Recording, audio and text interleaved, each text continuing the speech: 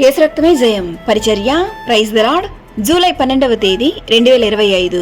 ఈరోజు దేవుని వాక్యము, నిశ్చయముగా నీ మధ్య దేవుడున్నాడు, మరి ఏ దేవుడునూ లేడు, ఆయన తప్ప ఏ దేవుడునూ లేడు అని చెప్పుచు నీకు విన్నపము చేసెదరు. యెషయా గ్రంథం 45వ అధ్యాయం 14వ వాక్యము. అవును క్రీస్తునందు ప్రియులారా, దేవుడు మనకు తోడై ఉన్నాడనుటకు ఇమ్మానుయేలుగా ఆయన మన మధ్య అవతరించెను. ఇమ్మానుయేలు అనగా దేవుడు మనకు తోడని అర్థము. ఆనాడు ఇశ్రాయేలీయులకు దేవుడు చేసిన నిబంధన, నేను వారిలో నివసించునట్లు వారు నాకు పరిశుద్ధ స్థలమును నిర్మింపవలెను అని.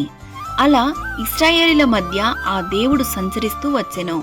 రాత్రి అగ్నిస్తంభముగాను పగలు మేఘస్తంభముగాను అరణ్యములో ఇశ్రాయేలీలను నడిపించెను.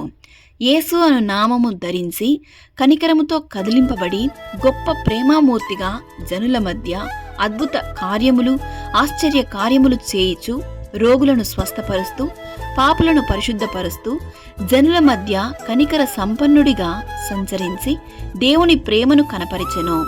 ఈరోజు ఈ వాక్యం వింటున్న ప్రియ సహోదరి సహోదరులారా, నా అన్నవాళ్ళు నన్ను విడిచి వెళ్ళిపోయారు, నాకెవరూ లేరు, నేను ఒంటరిగా ఉన్నానని దిగులు చెందుతున్నావా?